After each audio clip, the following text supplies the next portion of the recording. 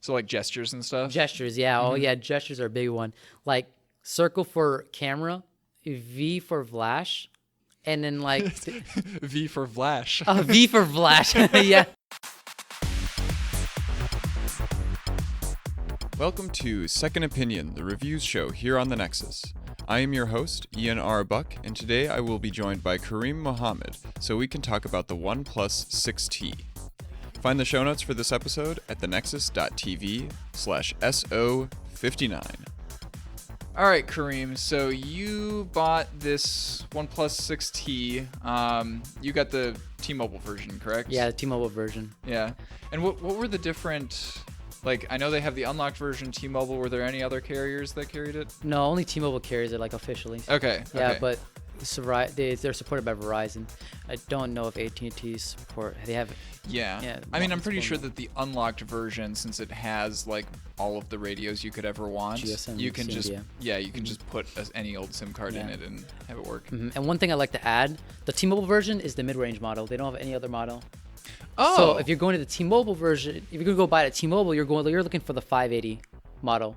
Okay. 8 gigs of RAM, okay. 128 gigs of storage. Yeah. Yeah. So let me just run through the list of those pricings there. Mm-hmm. At least at launch, it was $550 for the 6 gigs of RAM and 128 gigs of storage. 580. So that's the one that you said T-Mobile has. Yep. 580 is 8 gigs of RAM and 128 gigs of storage. $630 is 8 gigs of RAM and 256 gigabytes of storage. And then the $700 McLaren edition is 10 gigs of RAM and 256 gigabytes of storage. Yeah, more than my computer. Yeah. For that matter. I think this is definitely the most RAM in a consumer grade phone that I've ever heard of. Yeah, I'm pretty sure it's the only one on the U.S. model in the U.S. market too. Yeah. Or available for the U.S. market at least. So let's dive into the display, because that's going to be the first thing that people really notice about a computer when they buy it. How is that display? It's like a lot of people. It's a 1080p display. Okay. AMOLED, which is pretty nice. 6.4 inches, with a notch. Mm-hmm. It's a weird 1080 though, because it's 19 and a half by 9. Yeah, it's really weird how it goes. All these like phone models are coming like either 18 by 9, 19 and a half by 9. But yeah, it's a weird aspect ratio. You don't really notice it if you're scrolling through web browsers and whatnot. But if you're watching video, you definitely notice it, especially when you're trying to zoom in. Right. Even with the newer like tech YouTubers having their newer standardized video models, you'll still see black bars on the OnePlus 6T. Okay, if you try to zoom in and whatnot. Yeah, because I know Marquez has started putting out his videos in 18 by 9, I think now. Yeah. But that's wider still. Yeah. they made it wider because they added like a few point inches. Okay. Onto the screen compared to the 6. Yeah. So that's about it. The screen's really nice. 1080p is not a big deal. I've been sticking with this since like the Note 3 from the iPhone 7. Yeah, I agree. I mean, like since they have over 400 pixels per inch there, and like it's your eyes can't perceive that. So why do we need to keep going higher? Higher and higher. Yeah, it's fine. So it's fine. The color accuracy, I don't know. It's a little worse than the 7 Plus. I came in from a previous iPhone, so I'll be doing a lot of comparisons along the way. It's slightly worse. I don't know if it's because of AMOLED display compared to LCD. The contrast it's not as contrasty, I'd say, and the colors are slightly more saturated, but it's still a good display to say the least. Yeah. But it doesn't go as bright as the iPhone 7 Plus. Like when I max it out, it's bright, but it's not like blinding bright like the 7 Plus was. Okay. So that's kind of what I had. Oh, and the teardrop notch is like it's great.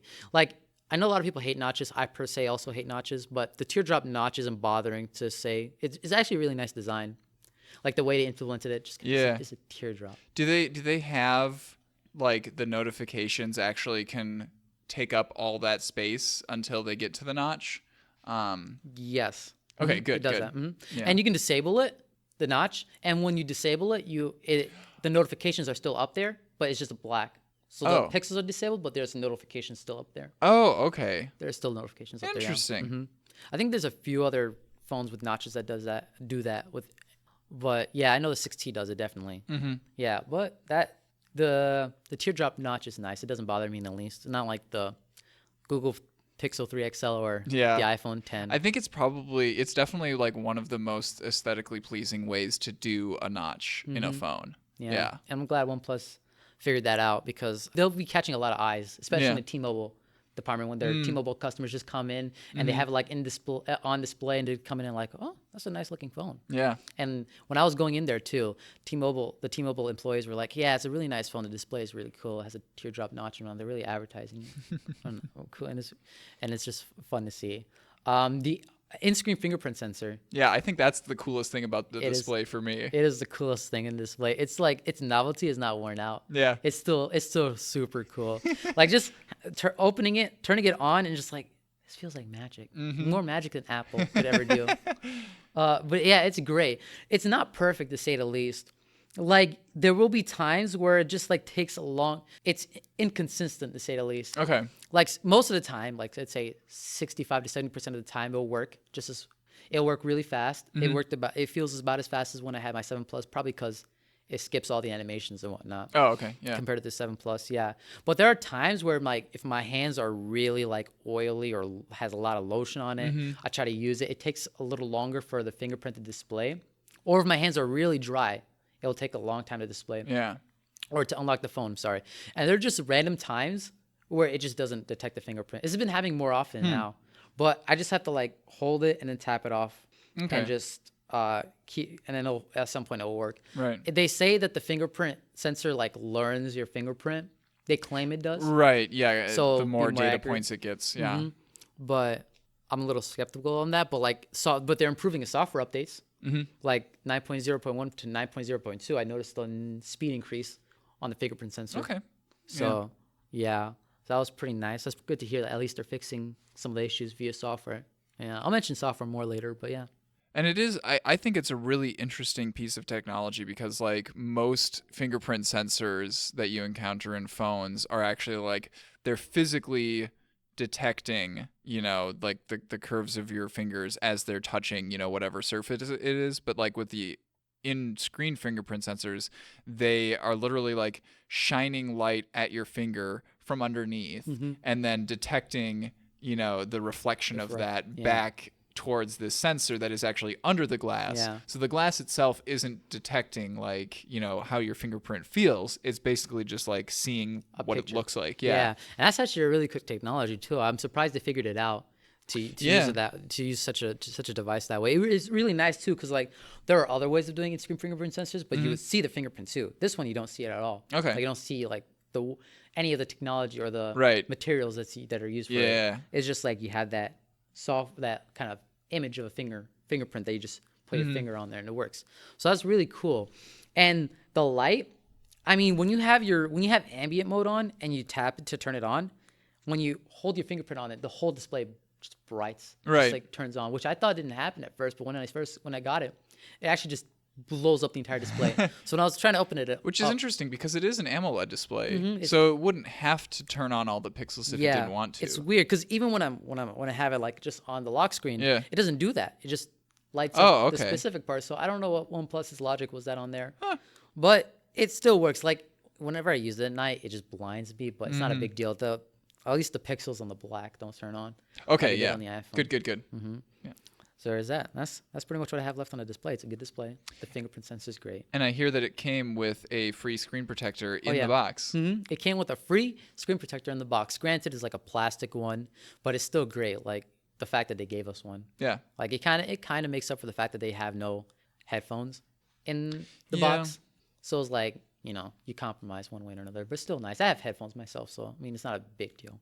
I do kind of like not getting extra things like that in the box because almost always I'm like, this wouldn't have been my first choice. I'm going to buy other headphones to use with this thing anyway. I've already have a few scratches on it, and it's like, oh wow, okay, so my phone's already been protected. So it's like, okay, I'm glad OnePlus pre-installed it, and I'm just kind of grateful. Good.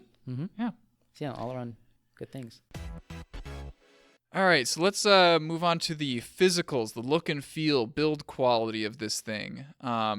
So for the raw numbers here, we've got it's a 157.5 millimeters by 74.8 millimeters by 8.2 millimeters. That's the size of the body of the phone. So it's not like it's a little bit larger of a phone, but not quite as large as like the big, plus size, the XL Pixel or like the Note or anything like that, correct? Is it as big as those ones? Yeah, the Note 9 has a 6.4-inch display last time I checked. Mm-hmm. So in terms of screen size, yeah, it's pretty massive. So it's considered a big phone by many. Right. But I'm talking about like when you're holding it in your hand. Oh, when you're holding it in your hand, I don't know. I still consider it a big phone, to be honest. Oh yeah, that is nearly as large as the Pixel 3 XL. Mm-hmm. Yeah. The screen to body ratio is like probably the smallest of any device out right now. It's definitely smaller than the Pixel 3 XL. Arguably smaller than the Note 9. But I'd consider it a big phone. Yeah, like definitely. It feels like. And there is no other size option. You only have the one. You only have that one option, the 6.41 inches, which I guess is a bummer for a lot of people who like small phones. But that would be me. Oh yeah, but I mean, for a small phone enthusiast like you, you're already struggling to begin with. So yeah, especially since like I don't think of the the Pixel 3, for example. I don't think of that as a small phone. I think of that as a normal size phone. The iPhone SE, now that was a small phone, right? Yeah. But nobody makes those anymore. No, like not even Apple, I think. So Sony had some cool compact versions of their like flagship phones. No, but now they're coming into the big. Nobody does it anymore. Yeah. Well, the screen to body ratio is nice. It feels nice and heavy. This is my first glass back phone, so it feels really nice. It feels less slippery than the aluminum jet black the iPhone 7 Plus had, which was, I guess, a little more comforting. But the fact that it has a glass back kind of worries me more because now I have two sides of the screen to worry about to break, which I guess is a common thing for many folk, I guess. But it does feel nice. It definitely gives you that premium flagship feel that it has. Can I feel it? Yeah, go right ahead. Nice. Oh, I like the way that the body curves all the way around. Oh yeah. It feels like one consistent surface. Aside from the fact that you've got this screen protector on it. Yeah. It's so weird holding a phone that doesn't have a fingerprint sensor on the back. I almost don't know what to do with it. There's a fingerprint sensor in the front. Yeah. Oop. I've always been used to fingerprint sensors in the front. Like I know there's some people who prefer in the back like you. But I just like it in the front. I like to I'm too lazy to pick up my phone. And especially since like it is in the screen, so like that is a completely different story than like having a fingerprint sensor on the front that is a chin, that is part of a button. Oh, definitely. For example.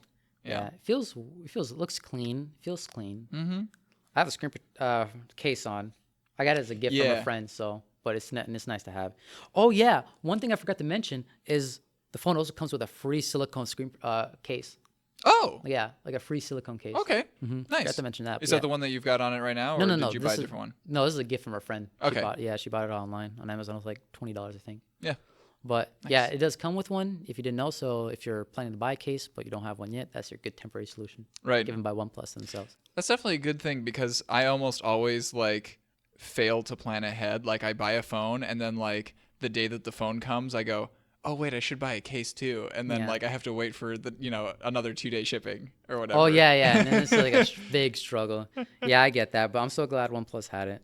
I was like sticking with it without the case for the first few days. It's like, oh my god, this is such a nice feeling phone. I don't want to have this experience before I have to put on the case because I don't want the design to wear down over time. So it's like I'll enjoy it while I have it. Then I'll put this case on. You don't want to accidentally chamfer your edges by dropping it on the concrete. No, I've had that happen with my iPhone. I'm not gonna let it happen again with this. Especially since like the chamfered edges, they're aluminum, but they're like very smooth aluminum. Yeah. So it's like I feel like you'll notice it more. Yeah, it's more of like a curve than a chamfer, really. It's like it's actually more of a curve. You're right, but it definitely feels nicer on your hand. And this isn't a phone that like tapers towards the bottom, right? It's just as thick at the bottom as it is at the top. Feels like like it's just a straight on down the back. Yep, straight on the back, and it's different for the sides, however. Yeah. So there is that. Yeah. So that's all I have to say. A lot of good things. I mean, I'd say the only thing I don't like about the design, this includes buttons. So I'm just gonna say, like, this feels a little wobbly. Like, the slider. Sorry. Yeah. Oh yeah. The OnePlus 6T comes with a slider, as all previous OnePluses did. And by slider, we're talking about the silence the phone. Silencing the phone hardware-wise, like similar to what the iPhone has. So it has 3 modes. It has ring, vibrate, and then silent. and it works in reverse. So all the way down it's ringing, and then all the way up it's silent, and in the middle's vibrate. So it's Now, weird. is that separate? That's not the do not disturb setting in Android, right? That's the like. No, it's Yeah. it's different. No, you'll still receive notifications, but the phone is silent. So you Right. or if you have it on vibrate, it'll just vibrate. Right. It's different Okay. from do not disturb, which does not give you any notifications at all. Okay. Yeah. That's cool. That's Yeah. good because one of the things that I really liked about do not disturb on Android that was not possible on iPhones because of the hardware, switch is being able to set a certain amount of time for do not disturb to be on. So that you still get the customization. You still get that in this the is OnePlus. this has more to do with sound and less with like notifications and whatnot. Right. So that's kind of what I have. It doesn't feel as secure as what say with the iPhone. It feels slightly loose. So like whenever I move it up and down, it gives you that loose feeling. Yeah. And it just kind of. Is that slider a little bit textured? Yeah, it has Did I texture see on that? it. Yeah, That's nice. I like that. So you separate it from the lock button. Yeah. So that's pretty nice. I like the fact that the lock button and the volume buttons are separated. That's Yeah, kinda been they're on opposite sides of the phone. opposite sides I of each other, agree yeah. completely. I've been so used to that since the Note 3, so I'm kind of glad they do that. So And then the silent switch is above the power button, the lock button. yes, Yep. it's above the lock button, the power button. So yeah, I think that's all I have to say about the hardware. Let's talk about the speakers for a moment. I believe it's just downward facing It's speakers. just mono downward speaking. Yeah, Yeah. it's pretty. It's like a huge downgrade from what I got from the iPhone 7 Plus. Yeah. It's really loud, surprisingly, but Okay. the fact that it's mono kind of breaks for me. I mean, I use headphones like 85% of the time, or no, 80% of the time, but I do use my phone via speaker. Sure. Just like, okay, oh man, I forgot it doesn't have stereo speakers. So I have to How couple. easy is it to accidentally cover it up with like your thumb? Somewhat easy. Like I'm pretty conscious about it, but like there'll be times where I just like move my finger to go somewhere and it's like, oh shoot, I accidentally covered it. Yeah. So it can be pretty easy to cover. And when you cover it, it's actually really quiet. And that's kind of one of the big disappointments or big compromises you get from getting a OnePlus 6T. But I think it's something I could sacrifice. Let's talk about the battery. So we have a 3,700 milliamp hour battery in there, which is massive. big, How does that translate into real world battery life? Simply put, amazing. I was so shocked to see that when I was at school, I was using it for the whole day. When I have times to use it, and like by the time it went to 7th hour, it was still at 40%. It's still at 40% right now, and it's like, wow, I didn't get this with my iPhone. Normally, at the end of the school day, it'd be like at 16, 15%, and then I have to go home or I have to come here and like use someone's charger to charge my iPhone. But this is like, oh wow, man, I still have charge. Yeah, and this is it's 4:40 p.m. right now. Like we've been out of school for 2 hours and 40 minutes already. Yeah, and I've been using it pretty. I've been using it often now, even robotics, and it's like still at 40%. It's like, wow, this is great. And it's like, this could easily last me 2 days. I think it did easily last me 2 days. I think it was like a week or two ago. I forgot to charge it because I just fell asleep. Yeah. And I woke up, it was like, oh, it's 54%. I should be able to go to school and it'll be fine. Come here, yeah, it's like 20%. It's like, wow, cool. It lasts me the whole school day. I'll be able to charge it. And yeah, it's just amazing. And I was like, oh wow, I need to keep this battery healthy. Yeah. Because it's something that's great. Because like with the iPhones, it was like the whole controversy with like, oh, we limit our speed and whatnot. Yeah. And by limiting just your processor speed and how your battery works, it's different with Android. With Android, you get 100% capacity. The day you have it. Right. So it's like, okay, I gotta keep this. I gotta take care of it. And the application that you gave me, AccuBattery, it actually gives you like when you're at 80%, we'll tell you to stop. Yep. Which is actually really nice. I love that. I didn't even know that. Yeah. I didn't even know this thing existed, but now that it exists, I know it exists is great. So the reason that we were talking about AccuBattery before we started recording is because you were talking about Dash Charge, which is, there's so many different companies with different names for their like quick charging thing, and you were talking about how awesome the dash charging was, and I was like, well, I want to have some like technical numbers here actually. And luckily AccuBattery can measure that for us. So one thing I'd like to actually talk about before going into this stuff is that they changed dash charge just fast charge. They had some legal battles. Okay. They had some legal battles with someone in one of the countries like, oh, no, you can't use that because it's our thing. And Oh, they're of like, course all right, they fine. did. We'll stick with fast charging. But But yeah, as measured by AccuBattery, your phone has been charging at about 3,300 milliamps, which is definitely, I can confirm that is faster than what the Pixel 3 charges at, which I thought was pretty fast. I got about 2,700 milliamps on my Pixel 3. yeah, So it's apps the fast charging. It's crazy. We'll just call it dash charging for the sake of convenience. Dash charging is great. Like I don't even have to charge it at night. I could just leave it by itself, and then when I wake up, I'm like, oh, I need to go take a shower. Put it in, come back out of the shower, almost at 100%, and it's like it's Nice. absolutely Yeah. amazing. Yeah. So like I could just bring it with me anywhere I go, and it's like, my phone's about to die. Just put it in. Do some activity for like 15 to 30 minutes, come back over 50%, 60%. Speaking of trying to like maintain the health of your battery by not charging it past 80% and stuff like that, quite often I'll look at it and go, okay, let's see. It's at 50% right now. It charges it about 1% per minute. That gives me about half an hour to take a shower if I plug it in right now and go. And oh yeah, that's enough time. Like yeah. It's just like, it works. And I think it's a little faster for me because when I get out of the shower, it's like 63% normally. No. Higher than that. Last time I checked, if it was at like 30, 40%, I come out of the showers at 90%. I was like, oh, I have to figure out how to like keep it at 80. But yeah, it's great. And then like combine it with the massive battery, you just have yourself an all-day phone. Yeah. And you don't have to worry about it. Granted, if you want to use dash charging for another phone, using the you have the brick that came in the box and the cord that came with the phone. You can't use it with another device. Same thing. If you use the brick with another USB Type-C device or a cord, still won't work. That scares me, honestly. Like, what on earth did OnePlus do, like that makes this completely incompatible with any other USB-C device? Yeah, that's something I'll have to double check again too. But at least like you can use your OnePlus 6T with other people's bricks. No, and I with can. Yeah, which is good. Yeah, what's also weird is that I can use I can't use the brick and a USB Type-C cord on my own phone.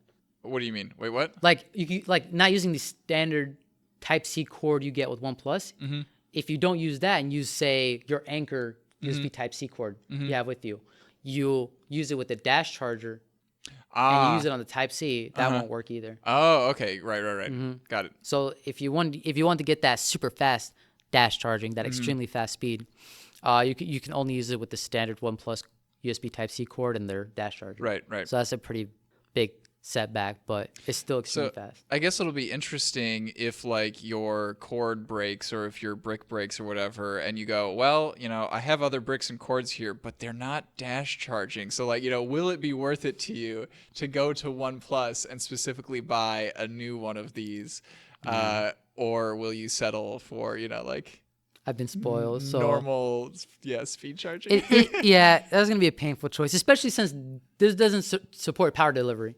Oh, it doesn't. No, okay, because it was only USB 2. It's only USB 2.0 max. That's a shame. It is a shame. I don't know why OnePlus did that, but apparently they did. I think it's because they're dash charging. Yeah. Okay. But this does lead us nicely into talking about the ports.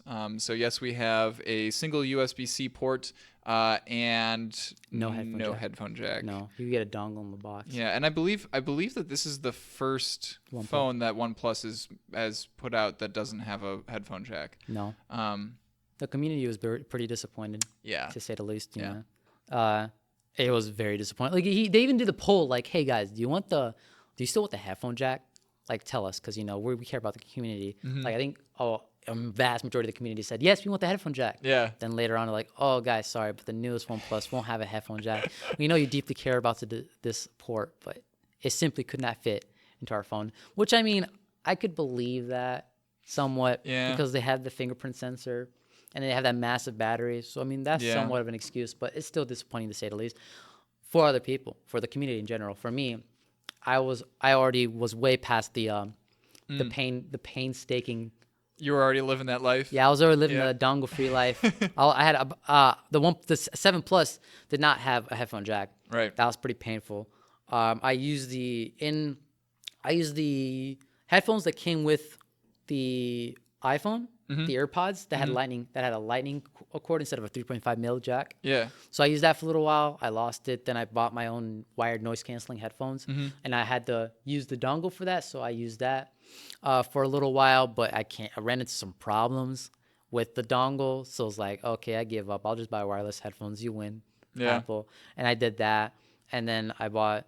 A lot of people are gonna hate me for this, but I bought Beats Studio 3s. They're on sale. So it's like I'll buy it. They're decent. They're not the best, but they also had Apple's W1 chip, which is like, oh my goodness, magic. You can just connect it with one button and it worked. So I bought it. And I'm just living that wireless life. It's been good. I didn't have to worry about wires and whatnot. I'm still nice to the fact that I can walk to the kitchen, get something to eat, and walk back without my phone. Sure, yeah. I still haven't gotten used to that, so it's pretty great.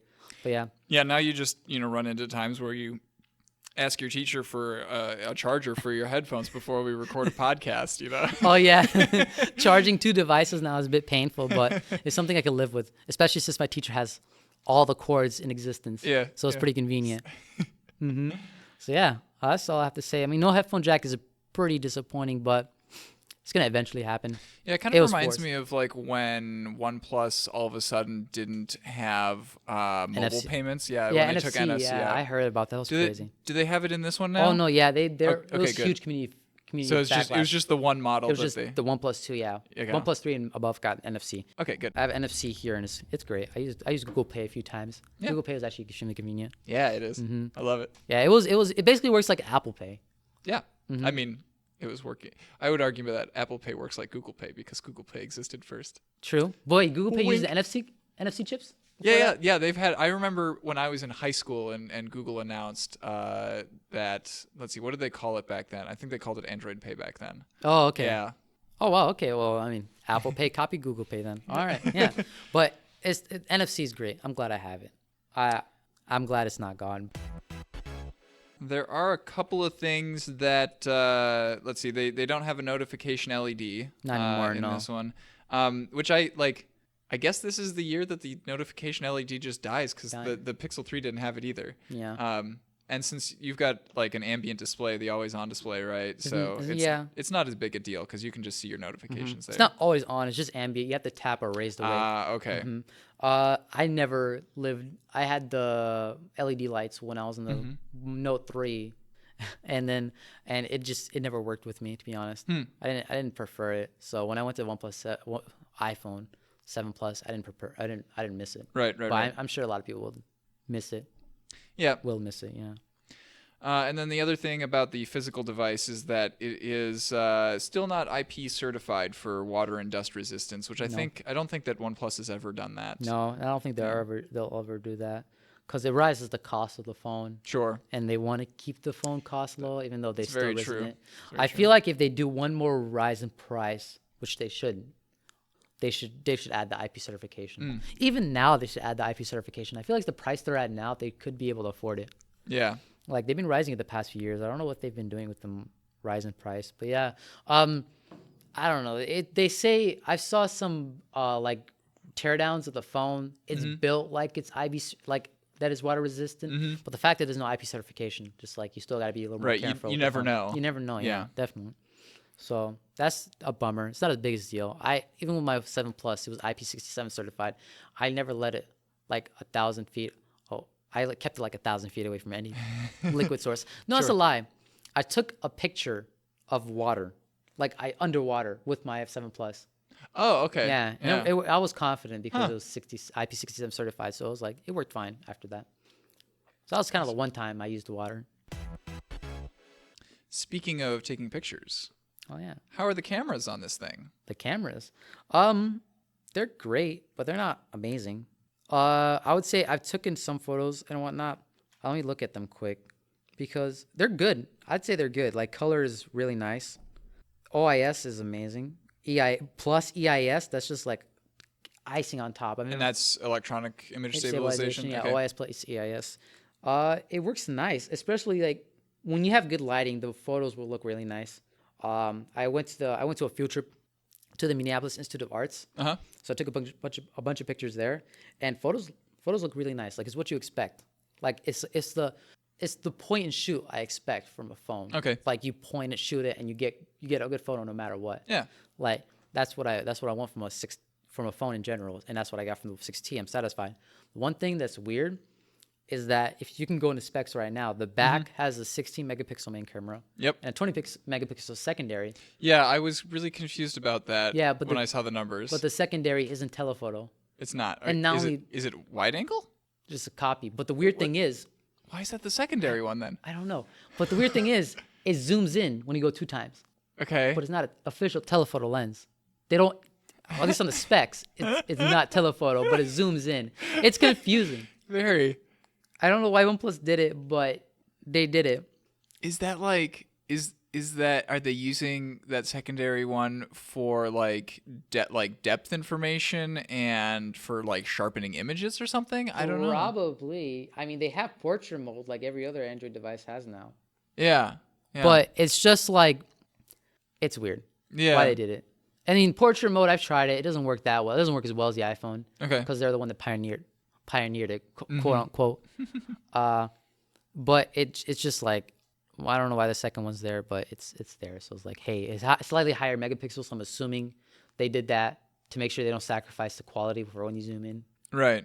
Yeah. But yeah, I mean, it's a good camera to say the least. The front is surprising. It's 16 megapixels. I wasn't expecting that. Yeah. Not a selfie guy. I don't take selfie photos, but when I use it, it works. You get a lot of detail out of it, and I feel like it worked really well for you Instagram and Snapchat people, or folks, so because there'll be a lot of detail. Yeah. And it'll look really nice, and I'm betting it'll look nice on Snapchat, especially since Snapchat on Android is so weird. Yeah, because it just takes a screenshot of the viewfinder instead of actually taking a photo. Yeah. It should be fine for them. But other than that, I recorded something. Okay. I recorded my English teacher because she was doing an example of one of our projects we're gonna do later on. And the OIS and EIS is amazing. It looked weird when I was recording, but then when I saw the recording, it was like absolutely still. Like it felt like I was on a tripod. Nice. I was in like similar lighting to this one, slightly dimmer. But the video looked pretty soft. Okay. It was pretty soft. I don't know if it was because of the lighting and the way she was in the lighting, but it kind of looked soft. And was in 2x zoom? I think it was in 2x zoom. Here, let me bring up the video because it was just soft in general, I'd say. And so that's, because it records at 4K. Oh, I was just recording at 1080p. Oh, really? Yeah. Oh. I was recording at 1080p. So maybe if I recorded at 4K, I'm sorry, I would have gotten finer detail. Sure. But I wasn't looking for any extreme. Yeah, because I mean, I think 4K at like 2x zoom would be just about 1080p. Oh yeah, no, definitely. Oh yeah, I should have done 4K. Oh well. Oh well, I forgot about that, but something to learn for next time. But yeah, the cameras are great, not excellent. I say they can live up to the iPhone 8 and 8 Plus, maybe the 10, but maybe the 10s because they've been using the same. Man, not the 10s. I'd say it can go hand in hand with the S8. Okay. But not the S9 or the newer devices that are coming out. Certainly not the Pixel 3 and 3 XL. Like those are still images are amazing. Right. I'm sure you can. Oh yeah. Yeah. I love using the camera in the Pixel 3. Yeah. So yeah. I mean, that's all I have to say about the camera. So let's talk about the specs then. So this phone is rocking the Qualcomm Snapdragon 845. Like we said earlier, you can choose between 8 and 10 gigabytes of RAM, and then for storage you can choose between 128. Wow, they started at 128. That's crazy. It's great. It's absolutely amazing. So 128 or 256 gigabytes of storage. Now, refresh my memory. Snapdragon 845, is that the top of the line right now, or are there other things? It's the top of the line, at least in the US. There's no official phone with an 855 processor out right now. Okay. So it's top of the line right now, flagship processor. Nice. Nice. At least for like the next 2 months till the S10 comes out. Yeah. Well, yeah, and I mean, this phone, the OnePlus 6T, has been out since November. Yeah, early November. Yep. So there's that. And then 6A. I got the mid-range model, as I mentioned in the beginning of the podcast. 845, 8 gigs of RAM, 128 gigs of storage. If we want to talk about speed, it's been great. Like the processor speed has been like great. Like the 845 is like they always say, "Oh man, the A10 on the iPhone 7 is like absolutely blazing fast. It like destroys the Android processors or the Qualcomm processors." And when I was like, "Yeah, sure, cool," but that doesn't dismiss the fact that the Qualcomm processor is still fast. Like it can go through my phone pretty speedy. Like I can open up say Facebook or YouTube, and it'll open up in the snap. And I'm sure software has to do a lot about it. Yeah, definitely. But yeah, software and animations and whatnot. Yeah, but the A45 is still it's a good processor. It's a flagship processor. You expect it to be fast, and it is fast.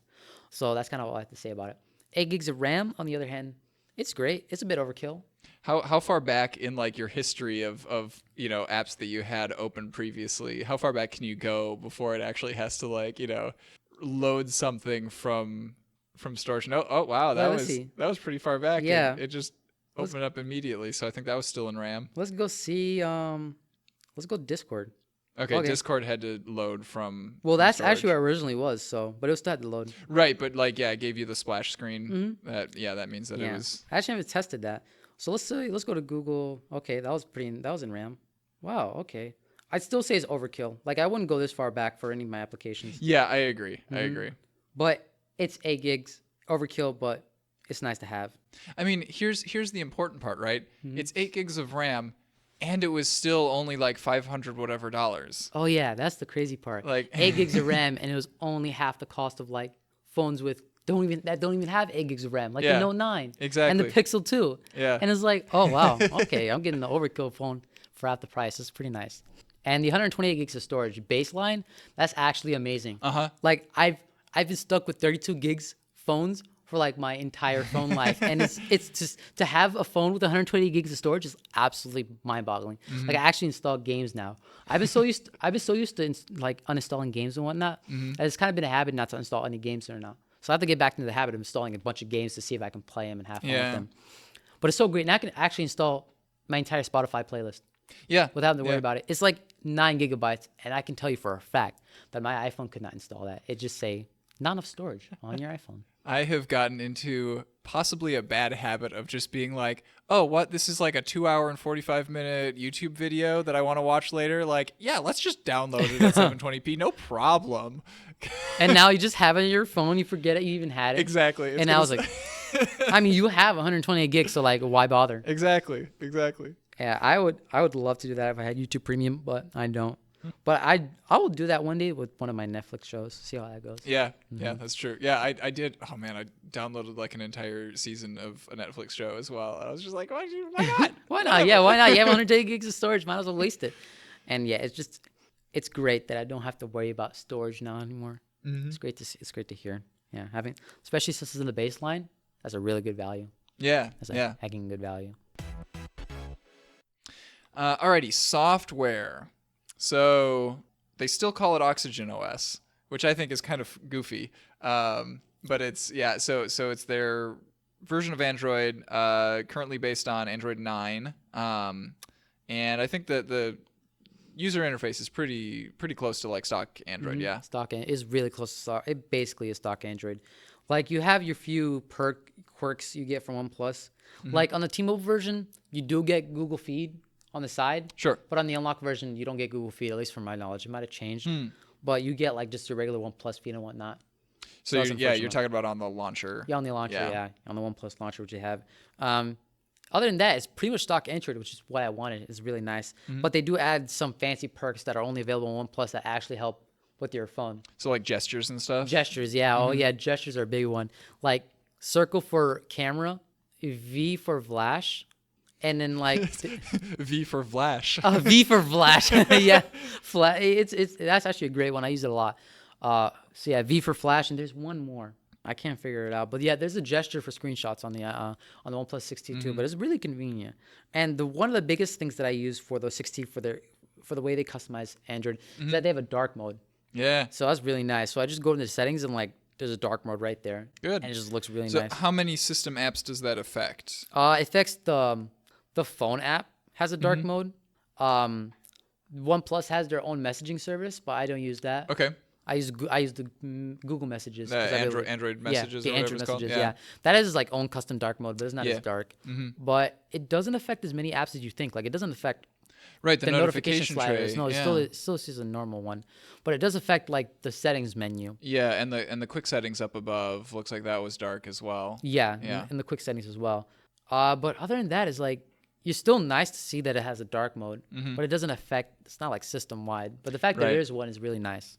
Like if I think there's a few more OnePlus apps that I use that have dark mode, but those are one of the few ones. But still, dark mode's really nice. I go into settings often, so it'll be cool when like Android has a dark mode that is like visible to the other apps that are installed, so that like, you know, let's say you have you use Dashlane, right? So if you go into Dashlane and Dashlane queries the operating system to say, hey, has Kareem like set a global dark mode or not? And if yes, then we'll use our dark mode kind of thing. Oh yeah, that would be a nice feature. That would be a nice feature, but I feel like that's something Google would have to do.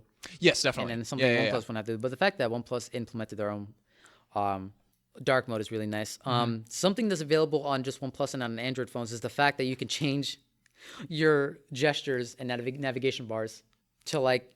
You can change it to like the original for that was on Pi. Oh yeah, your navigation bar to like the original the first one that came with 9, your gestures and whatnot. Yeah, so you're referring to like having the home button that is like a pill shape instead of a circle, and then you don't have a recents button anymore. Yeah. Yeah. Yeah. You can change it to the original. Good. What it was to back, home, and recents. Uh huh. Or you could just use the navigation gestures. OnePlus has its own navigation gestures. Oh boy. Yeah, and it just uses the entire. Doesn't even have it. It just uses the whole screen. Okay.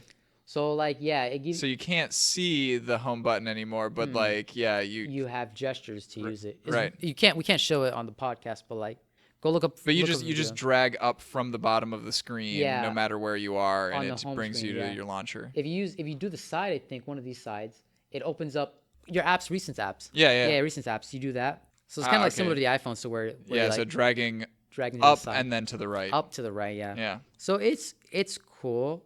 I don't prefer it. I just use the back and home, the new Pi one. I think that the most important thing there is that they give you the choice, though. Oh yeah, the fact that they give you a choice is great. Like I heard the Pixel 3 doesn't even give you the choice. Correct, it does not. That's painful. Yeah. It's. I'm 95% as satisfied with it as I was with the old system, but it's still like, man, if you could just give me the choice of like which one I like better, then I would be happy. Yeah. It's amazing that they do it. I would try to go back to back homes and recents, but I was like, might as well go back to the back and home one. That's the newer model. I'll get used to it sooner or later, and I did. But the fact that they give me the option is really nice. Yeah. What else? What other stuff do they have? That they have the face unlock feature. Oh yeah. Which is similar to security, but it's an option that's not available via stock Android. Right. So they did that. I think that used to be in stock Android, but at some point it went away. Yeah. Oh yeah, it did. I think it did go away. So that's nice. It's extremely fast, but it's less secure than the fingerprint. What sensor. What hardware is it using? Is it just using the camera? The camera. Okay. Yeah, so those aren't very secure. Yeah, it's not very secure at all. What other stuff do they have on here? They have gaming mode. I never used this. What does that do? Is it just prioritize like the one app that you've got open currently? It like turns off some of your notifications or whatnot, so it doesn't. You don't get a pop-up notifications while you're on Asphalt 8 doing some intense driving and things like that. Yeah. And I think you have scheduled power too. You have pocket mode. Pocket mode's really weird. So I'll show you it's not weird, but it's kind of cool. So when you have the phone open and you're blocking the ambient sensor, you get that, and you have to. It basically like blocks your pocket from doing anything. It's weird because they could have just used the ambient sensor to like turn off the display altogether. Right. But I guess that's an option. When you have the ambient sensor on, when you have the ambient display on and you have the ambient sensor covered, what should happen there, fingerprint won't show up. Okay. But they should just been like, just turn off the phone altogether. I find it really strange that like it had the screen still on when it was in pocket mode, because to me I would expect like, oh, pocket mode, I don't need to show anything because it's in the pocket. Oh yeah, definitely. I don't know. Yeah, I mean, you don't. It's not on most of the time when it's in your pocket. Right. Ambient display probably turns on and turns off. But OS is really good. I like it. How often are you getting software updates? Oh boy, here's we're getting into the nitty gritty. I'm on the T-Mobile version, so I don't get updates very often, which is a big bummer. Yeah. Like the fact that I don't get updates kind of kills it for me because that's one of the reasons I wanted to get on OnePlus. I want to get a good Android experience, but I also want updates. It's kind of why I went back to the iPhone. It was either I stick with Samsung and wait an entire year for a software update to the newest Android version, or go back to iOS. Stick with the security updates because, it's an iPhone closed ecosystem. You get updates pretty much as soon as they make them. And hope that I get a good Android phone that comes to T-Mobile. And lo and behold, the 6T is an exclusive carrier for T-Mobile. It's like, oh, yes, amazing. Now I can get out of the iPhone and stick with Android. And then I get the phone, and it's like, oh, yeah, since it's a T-Mobile carrier, we'll have to wait longer for updates. And it's like... So do you know for sure that like the unlocked version of the OnePlus 6T has been getting software updates that you haven't gotten? Oh yeah, no, definitely. I've been looking it up. I went to the forums and whatnot, official forums, and the OnePlus 6T unlocked version is pretty much on. They do Oxygen OS versions. Yeah. So it makes sense. So right now, last time I checked, Oxygen OS is currently on 9.0.5. And your phone has 9.0.2. 9.0.2, and I've been stuck on Give me a sec. I just got that update pretty recently, actually, last week. It did a quick like reboot loop, and I was confused, and it was like, oh, it updated. I didn't realize that. So it's a bummer. And you're on security patch for I'm on November 1st. I'm 2 months behind. It's like, come on, T-Mobile. Like this has more to do with T-Mobile and less to do with OnePlus. Like, wait, okay, so the November 5th security update, that's the one that came out like at the same time that phone came release. out. So this pretty much hasn't been updated since release. Oh man, I don't know what T-Mobile is doing at the department. Yeah, and it's crazy too because there's no bloatware on this. There's only one bloatware app, and it's the T-Mobile app itself, and I think T-Mobile Tuesday. So it's like, what are you doing, T-Mobile? Do your job, and like, cause one of the big selling points of the OnePlus is that you get speedy updates. Yeah, and I feel like this. And in theory, like Project Treble should have enabled OnePlus to be able to roll out Android updates without having to like change stuff at the lower levels where the carriers deal with the firmware and the drivers and everything. Yeah, so it's baffling me that T-Mobile hasn't given out updates to its users. I feel like they're just like ignoring the user base. Like, hopefully I get software updates faster than Samsung phones and LG phones that are on the T-Mobile base. But right now it's just like, that's one of the biggest disappointing things. Like, okay, for anyone listening to this podcast, if you have the option to buy an unlocked version of the OnePlus 6T, do that. Don't even consider the T-Mobile version because you won't get. It'll be the exact same phone, but you won't get software updates, which is pretty much a deal breaker. I would say that advice applies to all phones in general. Oh yeah, just no, buy the sorry, unlocked I have version. all phones in general. Yeah, I mean financing is a good deal, but just if you can afford it, just get the unlocked version. Yeah, they keep their phone alive for alive in that they update their old phones. Okay. Yeah. Yeah. They're going as far back as the OnePlus 3 and 3T for Android 9. Nice. And that's farther back I think than Google does. Yeah, that's crazy. It's like almost 2 years old, basically. Yeah. 3 years old, and it's crazy to see, and it's super nice to see that they're supporting old phones. So I'm basically confident. Well, it's the T-Mobile model, but I'm not as confident. But I'm still confident that I'll be able to receive updates for this phone for about 2 to 3 years, which is going to be really nice. Yeah. But the 3 and 3T did receive it a little later than the 6T. It's still great that they received it in general. Right. Yeah. Yeah, that seems reasonable. Yeah. So that's one of the big advantages of getting OnePlus: long-term security and safety of future updates. But yeah, that's all I have on updates. All right, then let's get into our final thoughts for this phone. Final thoughts. Yeah, it's a nice and speedy phone. I really like it. It's faster than my 7 Plus, and it's the only thing about it is that I feel like the issues that I have with it have less to do with OnePlus and more to do with the technology. Okay. AMOLED, I'm worried that with this Pebble thing, I'm worried that since I'm in apps, I'll get burning. Okay. Because it has that white background, white bottom. But I feel like it was the same issue with the back home and recent old button. So I know that like on the Pixel 2 and the Pixel 3, they've been mitigating that risk by having the bottom navigation bar change colors depending on what app you're in. So if you're an app that has mostly dark background, it'll be a black navigation bar with like a white pill. And then if you are in like an app that is mostly white, then it'll be like a white background navigation bar with a dark gray pill kind of thing. Yeah. What are final thoughts? Does it spark joy in your life, as Marie Kondo would say? Yes. It's great. I get to be a geek about phones again. I could just like brag about this to anyone. It's like they never. I'm pretty sure 90% of my friends have never heard of OnePlus. So that gives me the chance to like explain what the OnePlus is, their specs, what makes them so great, what makes them hipster. It's true though. I love it. And I just can give reasons on why it's better than your phone, sir. And my friends hate it, but I do it anyways because it's fun. And the Instagram fingerprint sensor, don't even get me started on that. I geeked out. I geek out on people with that too.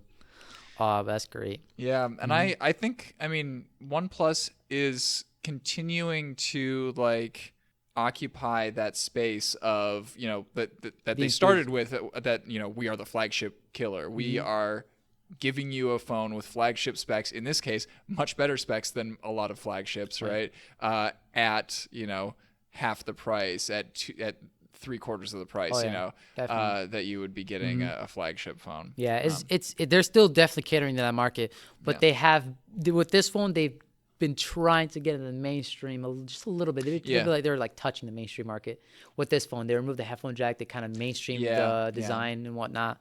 But hopefully they don't go for that for their future. Right. Because like they're enthusiasts, so definitely what's keeping them alive. And if they leave that, then they're risking. Yeah, because they don't have that name recognition outside of the enthusiast community. No, they definitely don't. And it's like, I should probably stick with your enthusiast market. I did find a couple of little fun tidbits while I was researching this phone. Apparently, OnePlus set a Guinness World Record for the most people unboxing a phone simultaneously on their launch day. Oh, yeah. I'm not sure exactly how they measured that, but yeah. I forgot about that. I didn't even hear about this. Yeah, until you mentioned it to me. That's actually crazy. I'm assuming they measured it via YouTube videos because that's where the vast majority of unboxings I guess, happen. yeah, or I don't know. I have no idea. But that's actually pretty hilarious, I guess. I don't know. How are they able to do that? Why do they even exist? Sometimes I think they just use like statistics, you know, like I was part of the world record for the most people simultaneously brushing their teeth, and that was like at a St. Paul Saints game, and so they just like handed everybody a toothbrush on their way in and then, you know, counted up the number of people who bought tickets to this event, and then I don't know, I guess divided by some number of like, oh, what proportion of these people do we expect to actually be brushing their teeth when we tell them to brush their teeth? It's, you know, okay, because there's no way to do an exact count of that kind of thing. Yeah, there's no way to do an exact count, but yeah, I guess there's ridiculous records like that.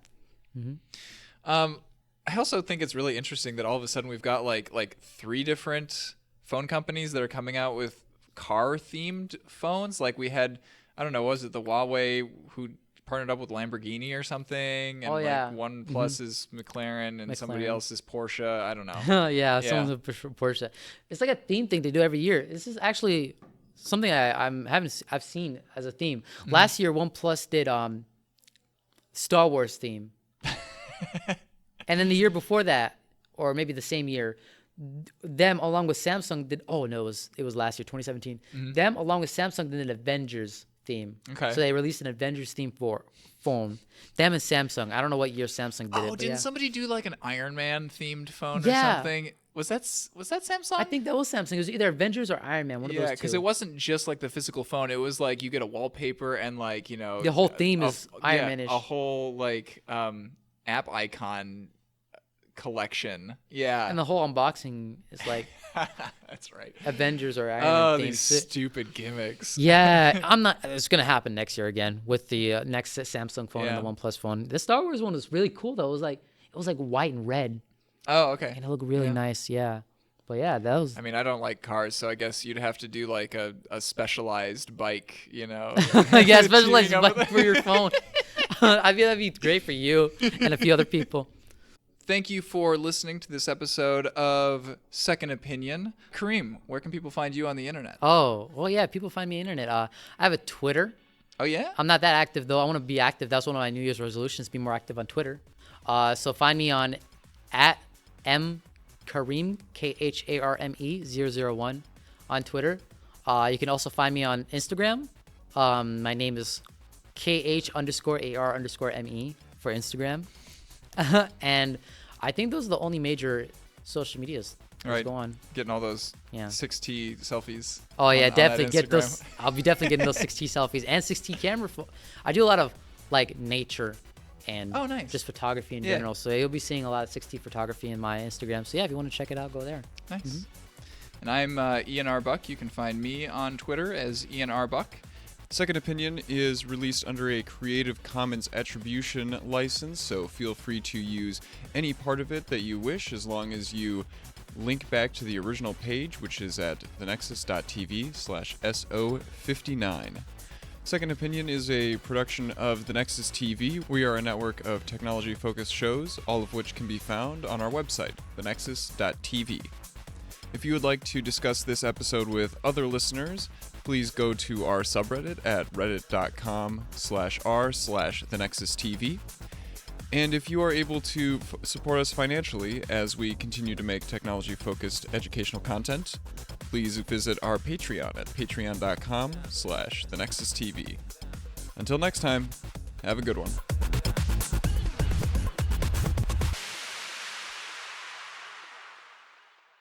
The Nexus The Nexus TV. podcasts from the Technological Convergence.